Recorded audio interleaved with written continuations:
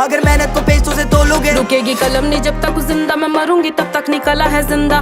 मुझे लगता है जानती सब हूँ मैं, हार या जीत की होती नहीं चिंता। मैं सुनती हूँ लोगों को ज्यादा नहीं पर मैं जानती सबके हूँ दिल का। मेरे होते पड़ोसी अमीर जो पैसा या बातें बनाने से मिलता, लो आदत डाल मैं रुकू ये होगा नहीं सोचा नहीं किसी ने, करूंगी सब पैसों से लाखों का भरूंगी पेट में, मुझे नहीं कमाना भरने को घर। पहले भी बोला है मकसद नहीं है मेरा कमाना पैसा या कमाना फेम, फर्क है मुझे बदलनी है दुनिया और तुम्हें बदलने है घर। करने से बातें हो जाती हैं ताजा वो यादें कि कैसे करा मैंने शुरू था तब कोई नहीं था मेरे साथ में, रोने को आईने में बैठा गुरु था बस। कहते थे लोग तेरे बस की नहीं था, मेरा दिल भी नादान था मानता सच, पर कुछ नहीं ऐसा जो तू नहीं कर सकती अब